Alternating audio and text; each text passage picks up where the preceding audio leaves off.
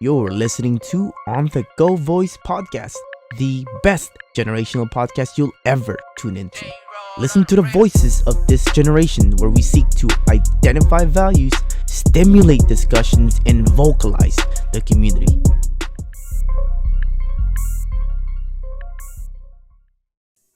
All right, guys. Welcome to another episode here on the Go Voice Podcast. This is Charles, and this is a little bit different because with this whole quarantine thing going on, I would say forced to basically reevaluate how I do my content. So right now, I'm actually doing this podcast at my home, and I'm doing it through a Zoom, transitioning to the next series of this podcast. Which is basically the finance series, which will be called Cash Flow. So my idea of this is to basically reintroduce the concept of finance to simplify and also highlight the things that I feel has been important when it comes down to financial foundation, whether saving money or multiplying your income. I think it would be dope to have this series involved where we can have a couple people involved as well to be able to contribute to the idea. And with that being said, I'm actually very excited to introduce you guys to the new co-host for this month. So he'll co-host me for a couple of episodes to see how it is. And is also looking to get into the game himself. So the guy I have here is Adrian Guzman, bro. How are you, man? I'm doing fantastic, super, and incredible, Charles. How are you, man? I'm good, bro. I'm great. Just started off the morning really nicely. I didn't get to my morning routine, so it's a great start. But I'm super excited for Adrian to have here. I talked to him a while back. Waited a couple months. We kept in touch, and sometimes we would bounce back ideas when it comes down to podcasts. I love hearing this guy's input as well. It's very great. I would say like the way you come off, which is what kind of stand out to me. And I pitched the idea, hey, co-host for this series. So for anybody listening, bro, I want everybody to kind of get to know a little bit about you. And then what we're going to do in this podcast is what we're actually going to do is because he's a realtor and how long have you been in real estate, bro? A little bit about 3 years. Okay, perfect. So that's a topic we're going to be running off on so that we're basically doing what he said, a crash course. So for anybody who's like, okay, cool, I've heard of real estate. Obviously, if you've already been in it straight, this episode probably isn't for you, but it's a great way for me to introduce him as well. But for anybody who is, because the people listening is more of a generic audience, I want them to kind of see the importance of this thing and see how it can affect them when it comes down to it. So let's start off with what you are about, bro. Let's start with a little background about yourself. Like, who are you? What's your story? And how'd you get involved in real estate? Yeah, good questions. So it all starts with I'm a realtor with Century 21 Everest. Been doing it for about 3 years, and Nice. I find a lot of enjoyment teaching others what I've learned. So luckily, from a young age, I've always been pretty ambitious when it comes to the finance part of things, and that's something I've always wanted to share with others. As soon as I learned it. Ultimately, I learned that people don't want to hear until you prove to them that you can do something with the knowledge that you're sharing with them. So far, I've had people trying to reach out to me now, started to ask me questions about real estate, stocks, taxes, all kinds of other good things. So ultimately, I saw this as an opportunity to say, you know what? With the help of Charles and his podcast and what he's doing, his project, I think can help teach others financial stability through the implementation of real estate and through the other professionals we're going to have on the show. So I'm pretty excited about it. Absolutely, bro. I'm very glad that you're here as well. Someone who's basically on that aspect of the side when it comes down to finance already. You're kind of in the line already. It's not broad, but like I did pitch you the idea it's going to be more broad than the niche he's already involved in, which is real estate. And I'm sure there's a sub niche for real estate as well. So, but how did you get involved with real estate? I kind of want people to know, your involvement, like obviously there was a motivating factor. Yeah, no, absolutely. So it goes back a little bit. It can be a long story, a short story, depending on how I make it. But ultimately, it started with me being really curious about how to grow. A few years ago, I was in a really tough spot in my life.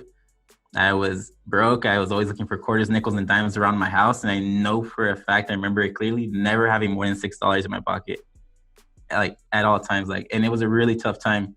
And it was humiliating at times. So eventually I said, you know what, like there has to be, better ways. I had some of the same questions a lot of young, ambitious people have, which is how can I grow? Eventually I got a job in sales in direct TV. I learned some of the things about body language, tonality, and it's interesting. It's exciting. After about 2 months, you kind of get the gist of how to do things. And it started becoming a little slow for me. So I stopped doing that and I got into taxes. Then I learned how to talk to people. The financial side of like the real estate, the financial side of everything. Mm-hmm. So how to move money, and so now I'm seeing why accounting sounds like a very boring topic on the surface, but once you get into it, it can be pretty exciting and pretty moving. So once I learned that, I did that for about 2 years. I said, okay, I got what I needed from this because my goal wasn't to become an accountant or CPA, but now I see why other people do. Mm. I said, okay, now that I've gathered what I'm supposed to gather from this, what's my next move? So what I started doing was thinking to myself, what can I do? But now this inspired me to have a business mindset. So I started going on YouTube, Google, searching up anything that had to do with finances, business, stocks, taxes, all of it. Nice. I was absorbing every drop of it that I could. I found one video in particular that made a huge difference to me. And I think without this video, I wouldn't be exactly where I'm at today. I'd be in a different situation in my life. Who knows? But the video basically, the one phrase that I took out of it was, if you're going to do anything in your life, get a mentor. And initially it sounds like, okay, that makes sense. Yeah, someone can teach you and it makes sense to do it. But no, like it's deeper than that. What you can actually do is completely cut out this 5 to 7 year gap in your learning period, because you can become anything you want. That's a given. The effort that's required is completely cut in half when you have a mentor. Someone teaches you what not to do, and so you don't have to make the same mistakes. It just makes more sense to do that. So what I ended up doing was I went on Craigslist. I looked up Lamborghinis, Ferraris, those kind of cars. I emailed the owners and said, I can't afford your car. I saw that you're selling this car on Craigslist because you own this car. I know that you know something about finances that not a lot of people do. I'm not asking for a loan. I'm asking for someone to, be willing to offer me some guidance or some mentorship. And I sent it out to like 15, 20 different people. One replied, only one person. Interesting. They shared with me a little bit about who they were. They said they had a double degree, a PhD in economics and business. And it was pretty impressive what the resume looked like. And then he told me a little bit about how to pick stocks, what to look for, when to get out, those kind of things. And nothing too specific, but it was pretty general, but it was still very useful. And I still use some of those tactics today. But then he disappeared on me somewhere towards Christmas of a few years ago. And I said, okay. When I told my dad that I was doing this, I was pretty proud. I said, Dad, look, I'm going to go get it. I'm excited. I'm doing it. Love it, bro. What ended up happening, though, was my dad's reaction was completely the opposite. He said, what are you doing that for? And it threw me off. I'm thinking to myself, why? What's wrong? He said, you're going to find someone that's going to ask you to do some weird things, some uncomfortable things. And then it started making me uncomfortable with the idea of that. And I was like, I understand exactly what you're trying to tell me, Dad. But I think that's kind of the problem. We're looking at it in different ways. I'm trying to look at it from a business perspective, and you're looking at it from a safety perspective, which don't have to completely be opposite. I obviously you want to keep the safety in mind, but there was something in mind that I was trying to reach for, and I didn't want to stop because of that. So what ended up happening was a few days later, maybe a week or two, my dad comes up to me and says, if you want to learn about, finances, about all that kind of good stuff, there's someone I'd like you to meet. And I said, okay, well, who is he? And then that's how I ended up being introduced to Vicente. He's my current mentor right now. Nice. Real estate. Yeah. So we set something up. We meet in person. I ask him a few questions. He interviews me. Sees kind of where my mindset's at, because I'm still fairly young when I meet maybe 20, 21. Okay. And we start talking. He starts introducing me to all these topics and concepts. He starts instead of where I've been to interviews where they ask about your past history, he not only did he ask that, but he asked about my personality type, and he made me realize that there's more important things to keep in mind than just the history. So I liked what I heard from him. He liked what he saw in me. Mm-hmm. We ended up clicking pretty well. He asked me to join his team, so I did, and nice. It was the best decision I ever made. I mean, I got exactly what I wanted. And one of the main things that I remember him telling me when I first joined with him is that I'm going to completely reshape the way you think. Ooh, love that. And there's something exciting and so invigorating about being able to see the progress in anything. Going Absolutely. to the gym, if you see yourself every day, you're like, okay, like you start to see the progress, but you might think it's your imagination. You're not too Mhm. sure. When you don't, you look at yourself in the mirror for even a week after going to the gym, you see the progress. You're like, holy cow, like I know it's a Absolutely. small detail, but I see it. So when I started seeing myself a month, 3 months, 6 months, after a year, I definitely saw a new Adrian than who I first saw. So it was such a big like experience for me, just Hmm. that 1 year alone with him. And I wouldn't have had that if I would have done it myself. Love So it, bro. Love yeah, it, that's how man. I got involved.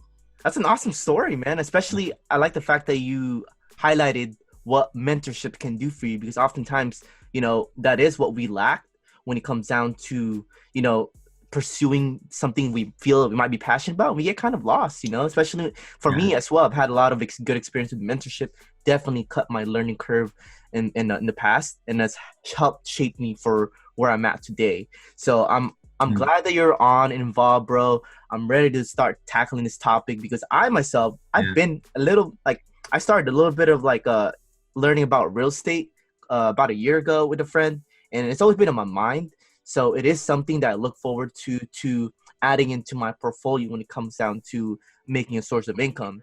Okay, so let's jump into you, bro. Like, what do you do as a realtor? What's your role? My role as a realtor. That's a good question. It's going to depend on whether I'm helping the buyer or the seller. And the buyer would So you include the do both?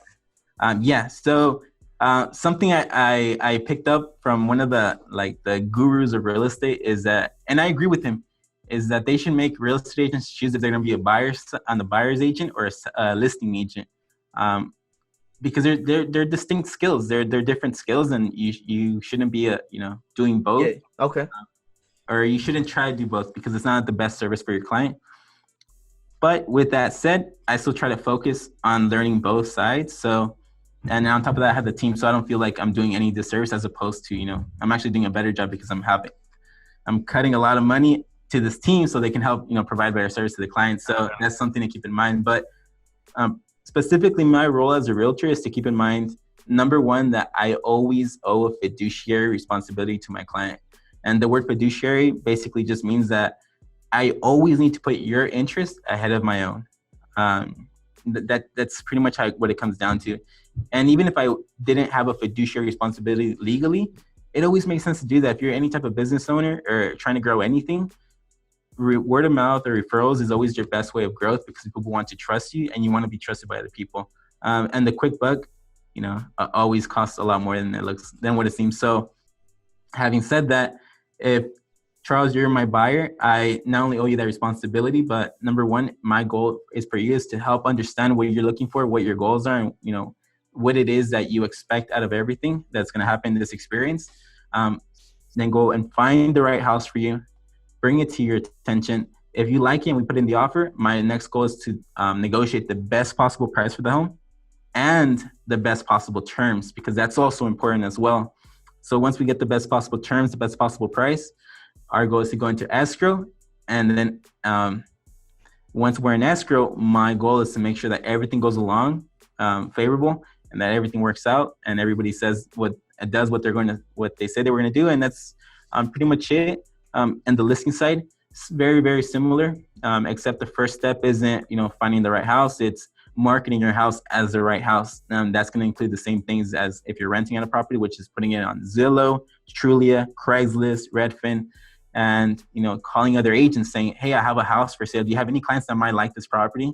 And having a very active and proactive approach to selling the house, as opposed to the reason people don't feel happy with real estate agents is because a lot of them do a bad job. And I get it. They do a bad job. They put it on the market, they might put out some flyers and they pray to themselves. We call it the 3P system. They just pray to themselves and they just kind of sit back and wait. But once you take a more proactive approach, not only do you feel better about yourself when you go to sleep that you helped a family, but your family is a lot more excited that their house is selling and for the right price that they were looking for. And so my job as a realtor is just to give you a positive experience by keeping you safe in legal matters and making sure that everything's in your favor. So that's more or less what my role is. Okay, that's awesome, bro. I think at this end, even for me, I'm gonna cut it a little short. Maybe, perhaps, because I know you were looking to be able to educate people in the future, right? So I'm gonna work closely with Adrian to, if he's open to it, so that we can help him create some content so that he can serve more. Because he seems to know a lot. I don't know if you guys can agree with me, but I want to transition into it because I know it's gonna take a little longer if I end up expanding on the questions, and then Mhm. maybe we'll save for different episodes. But for now, for the time being, let's cut into what's coming up next. Right now for you as a co-host, what do you look forward to experiencing out of this? Yeah, I'm really excited about, just overall the opportunity to just meet with all these young professionals in general. I think the exciting part is that I'm not sure what to expect. I'm in a position where I'm Love just that. really curious about, who I'm going to meet, what they have to say, and what story they want to share with us. So overall, I'm just really ambitious about what's going to happen next. Cool. So I'm excited to have Adrian guide that ship too, and especially when it comes down to the guesting as well. But what are you looking forward for? I know you're gonna be in real estate for a while. Seems like you're still interested in finance overall, and Mhm. I didn't know I didn't know that background actually until Yeah. right now. So what are you looking for like the next couple of years? Well, I have a short-term plan, a long-term plan. Okay. I'm very focused on the long-term plan as opposed to the short-term. The short-term would simply be just to build a portfolio, build an empire, and I have my own little checkpoints as to where I want to be as I go along in my life and my journey as a professional. But again, my focus is more the long-term plan of what I'm going to become, which would be putting myself in a position where not only do I have my own little empire, but I can offer that growth and offer my help and my mentorship to somebody that like you or me, Charles, that wants to grow, wants to develop. And my implementation of that would be, have real estate, maybe sell a house or two and buy two businesses and offer them to two college kids that want to focus in that field, that want to own a restaurant, that want to own, a dental office or a chiropractic office, anything similar to that, and where they can grow their business and I'll give them free equity. And slowly but surely, I'll give them more equity as the years go on, and maybe I'll keep 5-10%, and just as an investment. But at the same time, I give somebody a huge head start where they can leverage off of that and go That's on to awesome. their own thing. So that's pretty much my goal and what I have in mind as to the kind of legacy I want to leave behind. That's awesome, bro. I love that. I love that you're willing to contribute back into the younger generation in the future, so that's what it's all about, So appreciate you for sharing that. And right now, where can people find you? Yeah, I'm very open on social media. I have my Instagram, which is going to be Adrian_GZMN. So I'll link that or Charles can link that for me down below. Aside from that, I'm on Facebook and I still need to catch up with Twitter, LinkedIn, and those other websites. But I'm very focused on Instagram, so you guys can find me there.